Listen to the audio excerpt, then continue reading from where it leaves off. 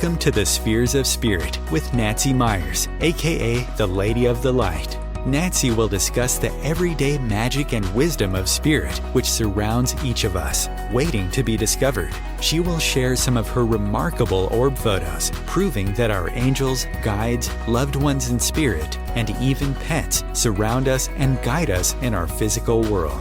During this episode, Nancy will discuss one of the many spheres or aspects of spirit available to us based on her orb photography. She will also share a special channeled message from her guide, Leonini, and do an oracle card reading to help guide you along your personal spiritual adventure. And now, here is your host, orb photographer, author, medium, and speaker, Nancy Myers. Hi, thanks for joining me today. My name is Nancy Myers, and today we're going to talk about oracle cards. As many of you may know, my son, who works with me from Spirit and wanted me to do this podcast, kind of tells me what he wants me to talk about. And so I sat down in my meditation and I said, okay, Robbie, what's next? And he said, oracle cards, Mom, talk about oracle cards. So that's what we're going to talk about today. So oracle cards, as always, I will share with you what I know, what I have experienced, what has been shown to me, and what I have learned through my studies. I am by no means an expert, so take what fits and please leave the rest. So oracle cards are considered a divination tool. What does that mean? Divination. What is divination? Divination, according to the dictionary, is the art or practice that seeks to foresee or foretell future events or discover hidden knowledge, unusual insight, or intuitive perception. You may know that divination tools come in many, many forms. And the history of divination is as old as civilization itself. From the simplest methods of reading tea leaves, my grandmother used to do that, to the use of complex oracles or tools. Humans have always been fascinated by the prospect of gaining insight into the future. I'm going to stop right here and say, I don't want to be a fortune teller. I use oracle cards. I do a lot of readings, but I don't want to be considered a fortune teller. When I do oracle card readings, I tell my clients, I really shouldn't be telling you anything that you don't already know. If I'm talking about something out of the blue, then maybe I'm not connected. And also, when I share some information, these are possibilities. We always have our free will. You don't have to take or make that decision. You can always make another decision. So these are guidelines. These are tools to help guide you or help confirm what you are thinking. So the origins of divination can be traced back to the ancient civilizations like in Mesopotamia, Egypt, China. These cultures believed that the universe was interconnected. Sound familiar now? And divination was a way to tap into the cosmic forces and communicate with the divine, hence divination. I get a little confused when some people think that, oh, you shouldn't be doing that. It's evil or the tool of the devil, which is a whole nother conversation. But when used properly, we are tapping into the universal knowledge, the universal web of consciousness to help us. So I don't see anything evil or prohibitive in using divination tools because, like it says, we are there to reach the divine, the highest good, to help us on our path. And that's my intent when I do oracle card readings. Actually, my intent, I say a little prayer and I say, I'm asked that I'm a clear and humble channel, that the information that I get is hopeful, helpful, and healing. When I do my work with oracle cards, I ask my team to work at the vibration of love, and that's my intent. So the history of oracle cards, again, can be traced back to antiquity in a way that the roots of the oracle cards are the earliest forms of divination. Ancient civilizations, again, like the Egyptians, Greeks, and the Celts, sought to understand the divine will and gain insights into the future through various means, including the use of symbolic objects, tools, and those can be considered precursors to the oracle cards. So, what are oracle cards? Well, a deck of oracle cards is, again, a divination tool that many people today are embracing. They're a little more freeform than tarot cards. Many of you have heard tarot cards. I don't use tarot cards. I have not been trained in tarot cards. But sometimes tarot cards can, especially with people who are new to this or don't walk in the spiritual waters that you and I might walk, it freaks them out a little bit, especially if they get the double card or the death card or, whatever. So I don't use tarot. I use the angel cards or the oracle cards. And people seem to resonate. My clients seem to resonate with those. They can understand them. They're more modern. So typically an oracle card will contain an image and then either a saying or a word. The cards can be laid out in any format and are used for guidance and introspection.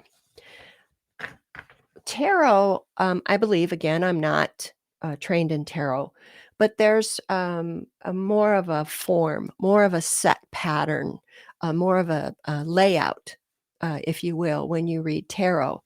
Where oracle cards, it's what do you want? What do you feel like? When I first started doing oracle cards, I would sit and meditate just for a second, and they would show me, Spirit, my team, would show me, well, this is how we want you to lay the cards out.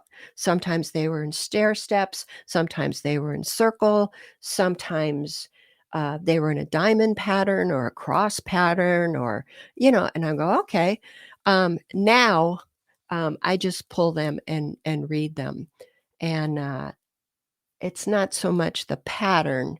I let Spirit handle the order and which cards will come out. So now they're just kind of in a straight line.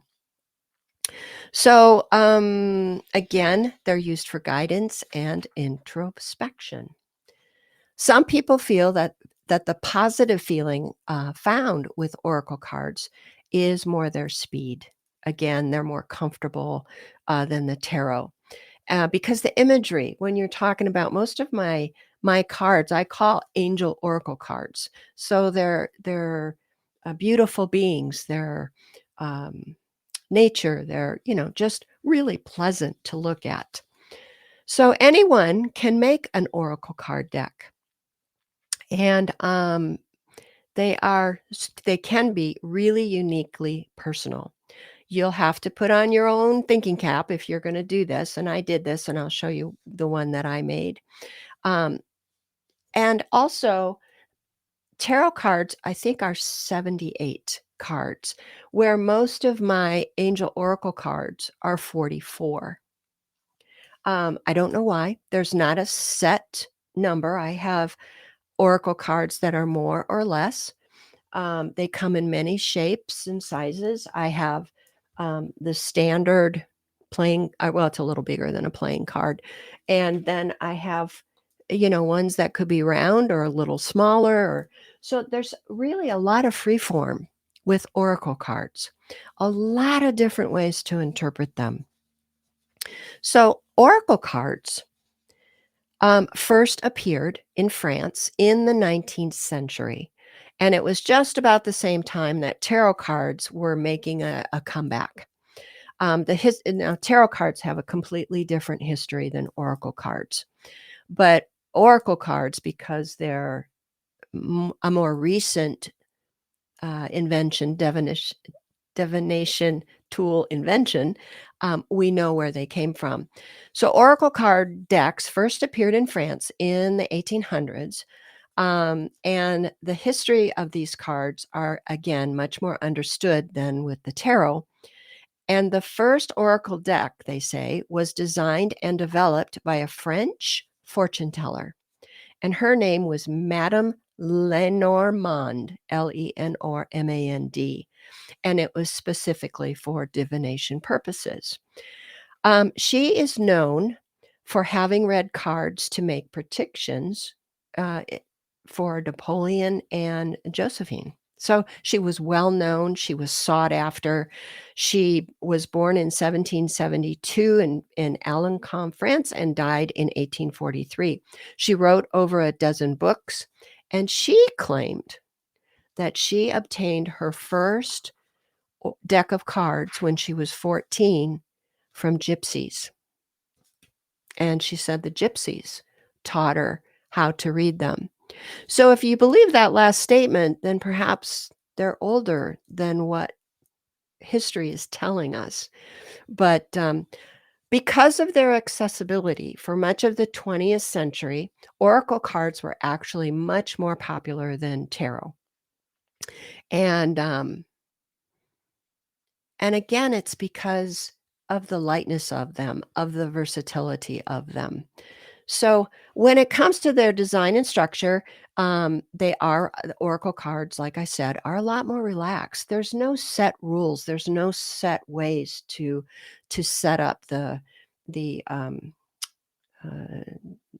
design or how you're going to lay the cards out.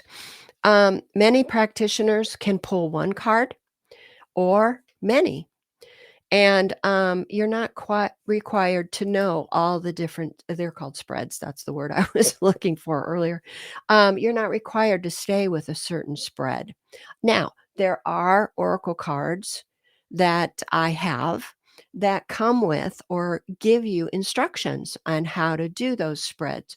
For instance, I have one that's called the medicine cards, and it's based on the Native American, a lot of their spiritual beliefs. And it's really fascinating. And it has a book and it tells you how to lay the cards out. And there's spreads that you only do one time, and that's it. You know who you are, what your animals are, and they're based on animals of North America. So, but not all oracle cards are like that. I do have angel tarot cards. That's by Doreen Virtue, but I don't use tarot. The only time I pull a tarot card from this deck is for me. So I know. So they what are the purposes again? Let's talk about, well, why read? Why pull oracle cards? What are we looking for? Well, oracle cards are used for a multitude of purposes: self-reflection, creative inspiration, spiritual guidance, and insight. They serve as a conduit between the conscious and the subconscious, helping users tap into inner wisdom and external energies. That's important. Oracle cards, known for their mystical insights and spiritual guidance, have intrigued humanity ever since they were introduced. They're more than just cards, if we're to sum this up. They're windows to the subconscious, tools for personal exploration, and companions in the journey of self-discovery and, yes, even life. They serve a distinct purpose and work on the principle that the cards you draw are a reflection of your inner thoughts, emotions, and energies. And I'm going to tell you how mine has evolved and how I do that in a minute. So the modern oracle deck are heirs to this rich tradition that goes back to the Madam, yet they have evolved to fit contemporary needs. If you're in the spiritual waters with me, you probably own your own oracle deck, or somebody has a friend of yours, or you've gotten an oracle reading. Very prevalent. Oracle cards are very prevalent, very accepted right now, more so than ever before. The modern decks draw on a vast array of concepts, from angelic realm to animal totems to elementals to modern psychology, and they reflect the current era's inclusive and eclectic spiritual landscape. So, what that means is I have decks um, that are knowledge from the fairies, or wisdom from the dragons, or dogs, or spirit animals, or totem animals. So that's why it says eclectic spiritual landscape. You can include or incorporate anything you want into the oracle cards. And again, anyone can make an oracle card, but because they are so uniquely personal, you have to put your creative thinking cap on. And if you go, okay, I'm going to create this, and I said I would talk about mine, um, then you say, okay, well, I have this image, but what is the word or description that I want? So, what I did was I had, as you know, and this is how the orbs tie into everything. Let me find my card. So I was getting nudged by spirit, or maybe it was Robbie, I don't know, to put together a oracle card deck based on my orb photography. Excuse me. So that's what I did. I carefully chose 44 photos, and I sat with the orb. And then this is where my creative thinking cap came on. And I looked and I said, okay, how do I do this? So, what I decided to do was that every message would contain the word light. And that's how I built my Oracle card deck. Um, but I said, okay, what's going to go on the front? And while I was in the process of putting this together, I happened to go to Hawaii. And the first day I was there, um, actually, it was on the way back from the airport to the hotel. I'm driving along my husband, and I look up into the clouds and I go, "Oh my God, stop, pull over, pull over, pull over." And he's looking at me like, "What?" And I got out of the car and I took the picture of what I saw. And I'm going to show you what I saw. And that was the cloud. And I call this the face of God. Hopefully you can see that. And so that's what I decided to use uh, for the design on the one side. But so here's an example. This is an orb, one of my favorite orbs. It's one of my crown jewel orbs. And I picked this one to share with you. So my card says, "Shine your light and make a positive impact on the world. There is nothing so honorable as helping improve the lives of others." And then I will cite who quoted that. And then I added a message at the bottom, and it says, "You are being asked to find a way to volunteer your time and services to help people and or animals in need." So my cards didn't come with a booklet. My card, each description and message and explanation is right there. And they were designed to be daily inspiration. You could draw one card a day, or weekly, or you could do a spread and see how the cards laid out. So this was my little cards that I made up, and I sold all of them. I think I only have one deck left, but it was fun because then it's something that means a great deal to me. And I had a friend when I first started doing oracle cards readings, and I went to her house. Now I had one oracle card deck, and I'll show you that in a second. And I go to her house, and she's got a basket full of, I don't know, 7, 8, 10 oracle card decks. And I was making fun of her. I go, "Why on earth would you need all those oracle decks?" Well, now I have between 30 and 40 decks. But it's because they are so unique. They're so it's different. The messages can be from so many different sources about so many different things. So, yeah, I became a oracle card hoarder, if you will. But I'm going to tell you a little bit about how I got started. in oracle cards. Early on, I think it was probably about a year and a half or 2 years after, Robbie had passed. I couldn't get enough of seminars and workshops and conferences, and I was just a sponge. I wanted to learn everything. I wanted to learn it right now, and there was I think it was called the Conscious Life Expo here in Pasadena, California. And, Doreen Virtue was gonna be one of the guest speakers or what do they call it? Main speakers. And, so I went, and, we were in an auditorium, and I do talk about this a little bit in my book. I was in an auditorium with, 600 some people and Doreen Virtue. For those of you who know Doreen Virtue, don't know Doreen Virtue was, at the time, a channel. She worked with the angels. She was many books. She was with Hay House. She had a lot of divination tools, but she always claimed to work with the angels. And I thought, oh, I want to go hear her talk. So I'm in the auditorium and I sit down. I was by myself. I sit down and this lady's next to me, and this was my first exposure to Doreen Virtue.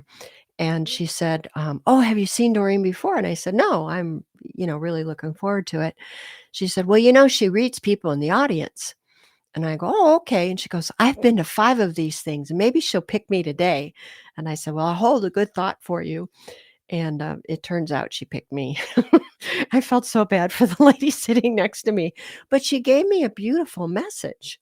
And then after she was done, so then I was hooked on Doreen Virtue, right? So after she was done, she brought up some of her past students, and she said, "I have a course where I teach how to do angel oracle cards." And it's with her deck, and this is one of her cards. So this is one of my first decks. And she brought all these people up, and she said, "It's a certified course. It takes X amount of time. It costs X amount of money." And everybody was raving about it who was up on stage with her, and I thought, "Well, I'm gonna do that." So I did. So, I forgot how long it took me, and I was looking for my certificate to show you, but I couldn't find it. But I am a certified angel card reader for whatever that means. But it was a great introduction, to, doing angel card readings. And, to finish that story, Doreen Virtue has since turned her back on all her previous work, and she now walks a very Christian path. No judgment, but I don't know what made her change. But I still like the deck, and I like what she taught, and I like her reading and what she told me. So I will continue to use her cards. So when I first started, it was really interesting because you'll pick a card and, like, for instance, this is Doreen's, uh, Angel Oracle cards, and, I think that's what it's called. Is it called Angel Oracle cards? Let me see. Oh, Healing with the Angels is what it's called. Hold on, I just dropped something. I'll be right back. Okay, sorry. It's called Healing with the Angels. So I would do my shuffle, shuffle, shuffle. I would set my intent, which is what you do. If it's a brand new deck, you are supposed to open the deck, hold each card, go through it, handle it, shuffle it, hold it to your heart, and set the intent that this deck will be used for only the highest good and from the highest good. So I would do that. So I would do 2 or 3 cards, and let's say, for instance, this one, it says retreat. Well, I would get my little book, right? And I would look up retreat and read it to the client. Here's what it said. And I thought, "Okay, well, this is easy." And, that changed. And it changed in the most unusual way.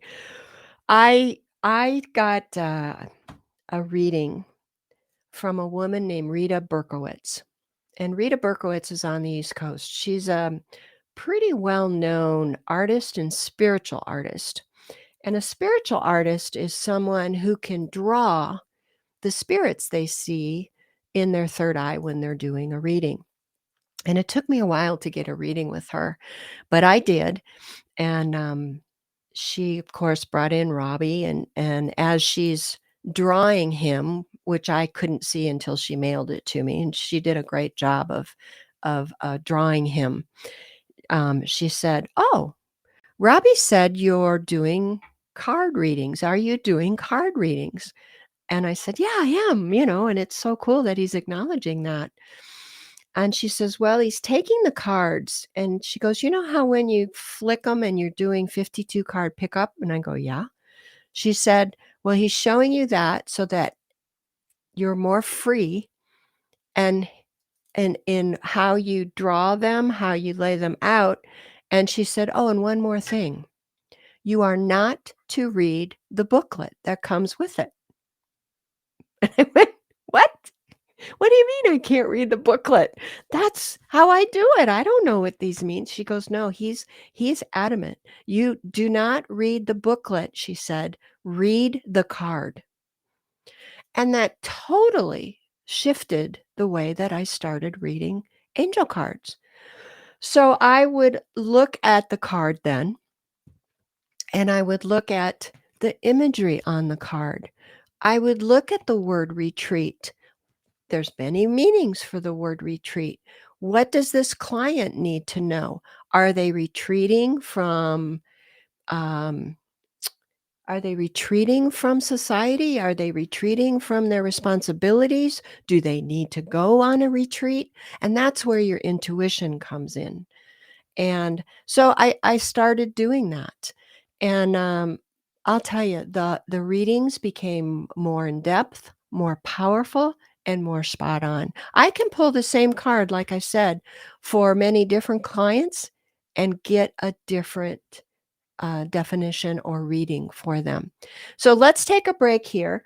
When I come back, I'm going to talk about a few more things that happened to me, and then I'm going to do one or two, maybe three oracle card readings here for you. So we'll be right back.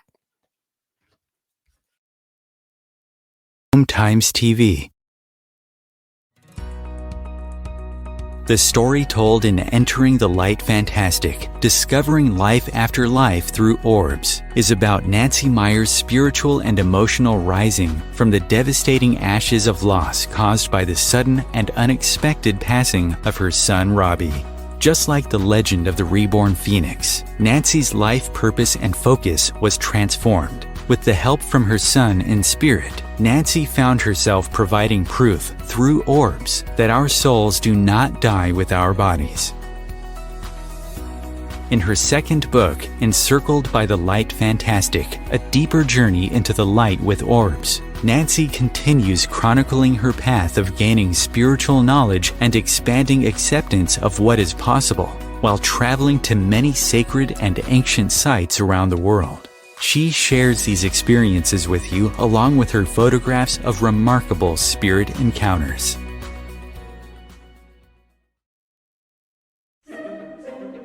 Imagine becoming a super influencer. Reinvent yourself, invest in your brand, and then manifest your success with a robust spheric approach. Om Times Media and Broadcasting offers a unique and multifaceted way to become the spiritual and conscious influencer you deserve to be by putting your message across our powerful platform with its proven record of integrity and excellence. Through our produced shows, Om Times offers the opportunity to become a social media TV personality, a radio show host, an Om Times magazine columnist, and a syndicated podcaster, all in one shot. By live streaming your show on Om Times TV and broadcasting it across the extensive Om Times radio and TV networks, you become more than a host. You become an ambassador and a force for positive change. Om Times. Open yourself to the possibilities.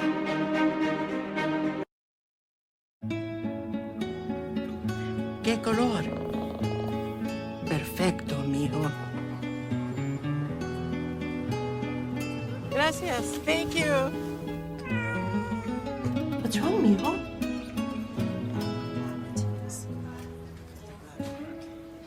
Donating to a pet's medical care is one of the many ways you can help families in your community.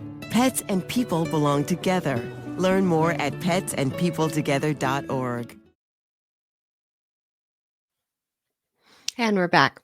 So I just told you I took a right turn with oracle card readings when Robbie came through and said, Mom, don't use the book anymore. Read the cards, not the book. And when you think about it, and I tell my clients when they're in front of me, I go, these all come with books, but I'm not going to read the book. I'm going to read the cards for you, because if you just want me to read the book, you don't need me, So, but the other thing that started happening is the spreads started changing. And then all of a sudden I heard use multiple decks. So if you're going to use, like, for instance, again, tarot, you use a tarot deck and you pull it. Well, all of a sudden, Spirit is guiding me and telling me, do 3 decks for this client, or grab those 4 decks, or whatever it was. So and I still do to this day, before a client comes or before I do a reading, I'll sit in meditation and I'll say, okay, which card should I pull? And they'll guide me. And I usually pull between 3 and 5 decks. And I'll pull 1 card from each deck. But it's been amazing, because even though I'm pulling between 3 and 5 totally unrelated decks, there will be a thread, a theme that runs through the entire reading. And they all complement each other, and one leads to the other. And I can tell when I watch my client on the other side of me that this is resonating. They are dealing with this, or they had wondered about this. And again, I stress, I am not telling you, and I will never tell my clients, oh, you need to move, you need to get a divorce, you need to change jobs. That's not my job. I'm not a fortune teller. I tell you the possibilities at this time, because even those can change. It's a responsibility that I take seriously. So, so now I'm doing this, and I'm reading, and I'm reading from 3 to 5 decks, and everything's going well. Well, a lot of times, because I'm also a medium, before my client gets there or while they're there, Spirit will step in. And if that happens, let's say Mom comes in or Grandma comes in, and I always ask my client up front, if I have a spirit that steps in, would you like me to share it with you? Because a mediumship reading is totally different than a card reading. Some people, mediumship readings, they're very uncomfortable with. So I always ask, probably 9 times out of 10, I get yes, please share with me. And they always make their presence known before I start the reading. And if I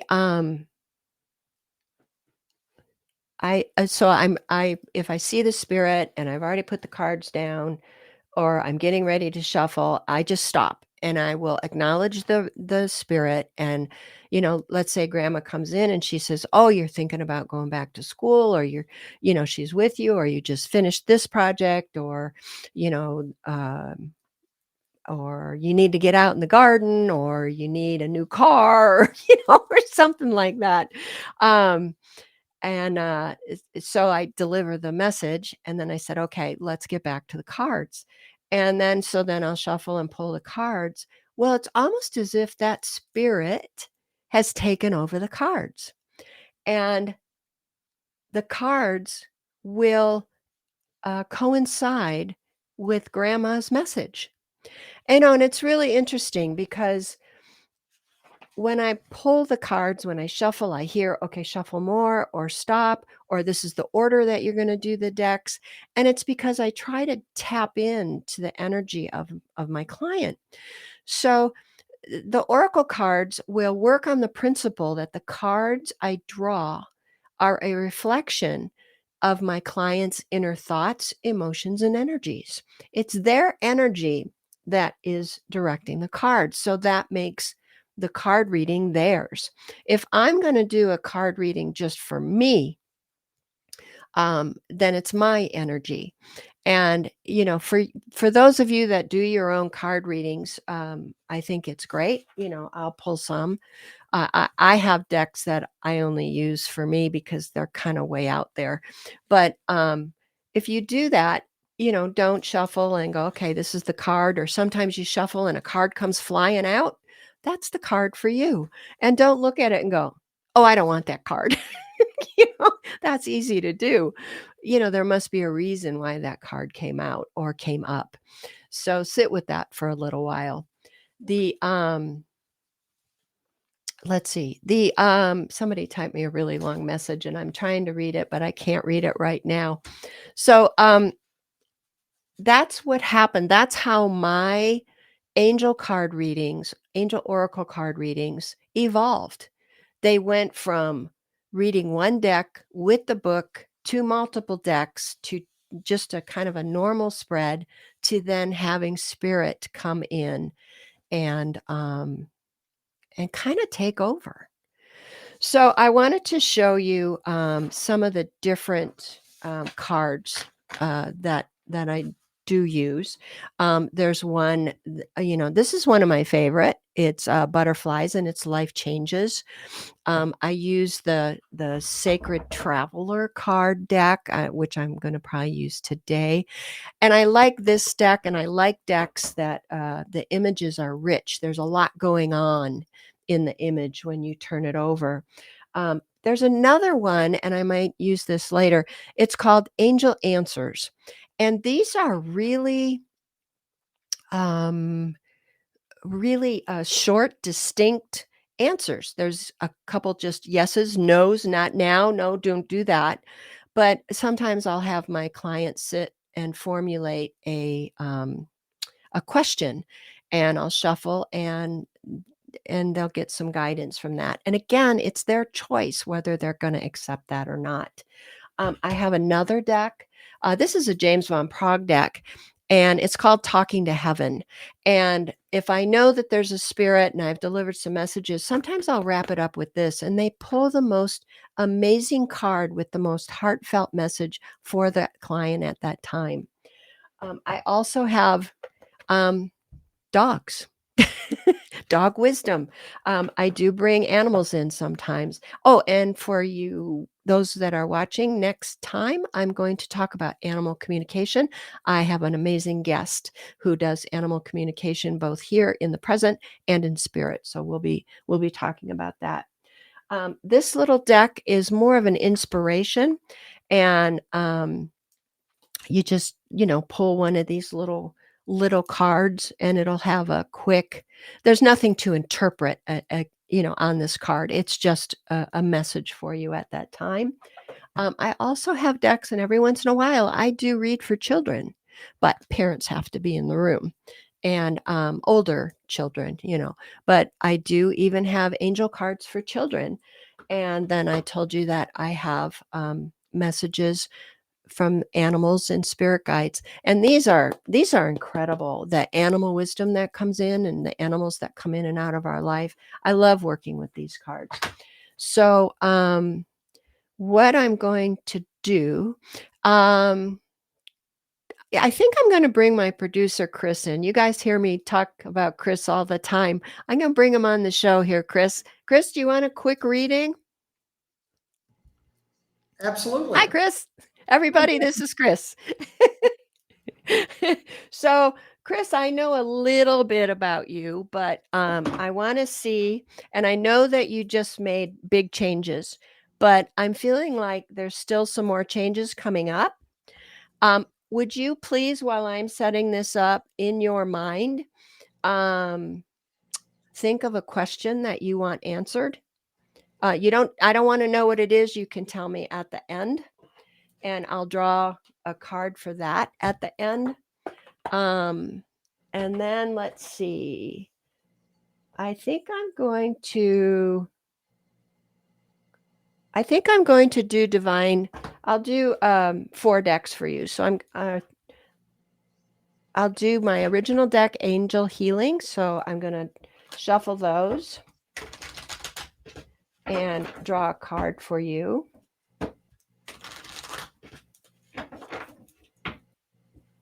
So bear with me while I do this. They kind of tell me when to stop, but I'm going to do it real quick because I can't. Normally, when I do angel card readings, it takes me about 40 minutes to 60 minutes for one reading. So that's the first one for you. The next card that I'm going to pull, it's the Divine Traveler, Sacred Traveler, Chris. And I love this deck again because it's the images are so rich and you can look at things, and that's the other thing. What Robbie told me, he goes, Mom, trust and look at the cards. And sometimes I'll look at an image and I'll focus in on one part of it for whatever reason. And that's the exact part that I need to focus on for that client. And Chris, I lied. I'm going to do something else for you because now I know, audience, that sadly, Chris and his family lost their dog, their big Great Dane. And he was a love bug. And he's in my ear, Chris, and he wants me to pull this card for you. This is from him, okay? I can see him. He was black and white, right? Yeah, he's here. And he wants you to know this message is for him. He wants to share this message, this knowledge from the other side for you.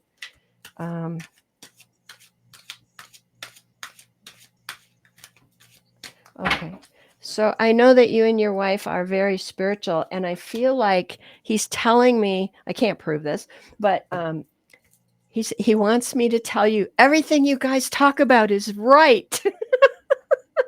He's okay. And then this one is your angel answer.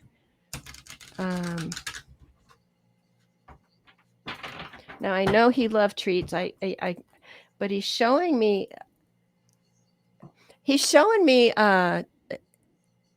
Well, our dogs, we just got him these huge milk bones. He's showing me a big bone-shaped treat. Did you give him a bone-shaped treat?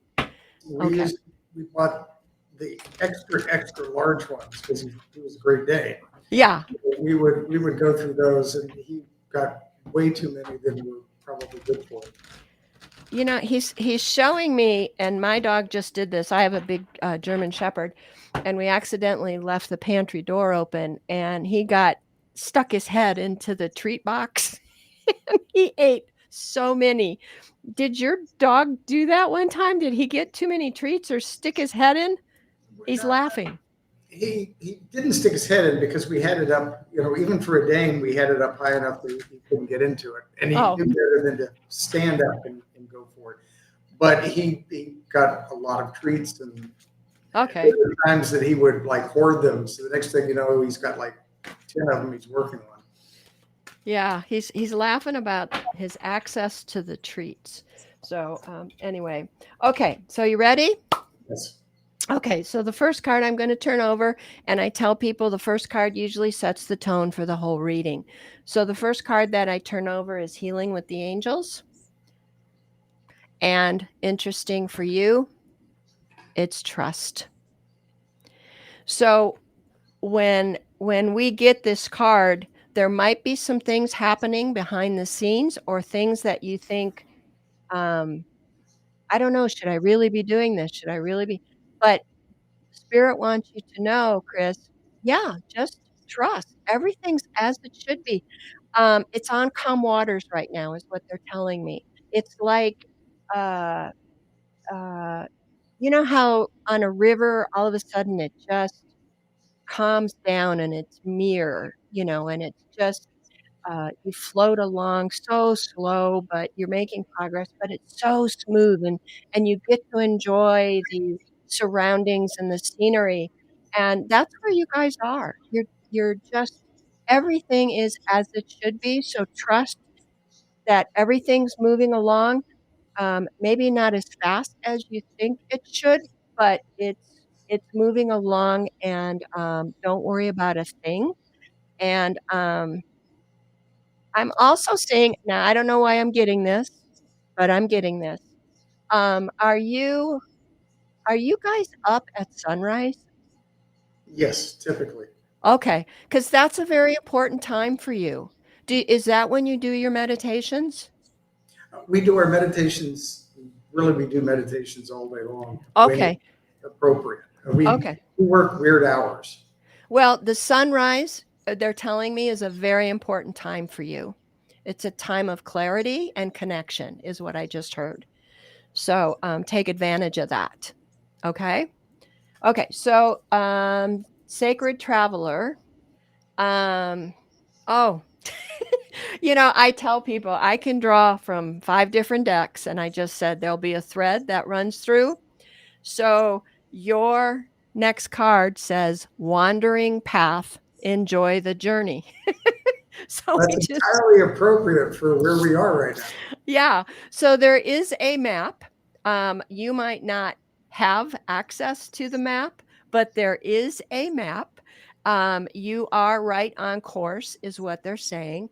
And again, it comes back to that trust and to know that you are where you are supposed to be when you are supposed to be. I feel like there's going to be some new people oh, okay. Also, new animals coming into your life.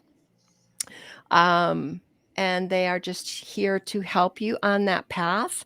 Um, there's a fox on here, but I feel like you're going to see this weird animal and look up the spiritual meaning, that the lesson that I don't know what they have where you are, but I feel like there's going to be this. I don't know if it's an opossum or a raccoon or something, but look up the animal medicine meaning of that. Okay, there's a lesson in that. I will point out that the red fox is one of my totem animals. Oh, well, there you go. Okay, perfect. But I still feel like there's another animal coming. There's like a surprise. So, but anyway, just enjoy the journey. It's meandering. There's peaks and valleys, but they're not peaks and valleys. It'll be a gentle rolling progress. So I feel like it's a good times ahead. Peaceful times. I'm hearing peaceful. Okay, so your doggy. You ready for your doggy? This is Yes. from your doggy. Um, Concentration. So what he's telling you, and I don't know if he couldn't do it, if he was like, if you're trying to train him and he's going, "Squirrel," I'm not paying attention, or if you're having a hard time focusing on one thing, let it go, relax, um, concentrate on one thing, do one thing at a time, one step at a time. Um, your dog said, "One treat at a time." One Okay. treat at a time. Yeah, that'd One be Yeah, one treat at a time. Don't try to do too much because then you miss the journey, okay? Um, just, let me see if there's anything else. Um,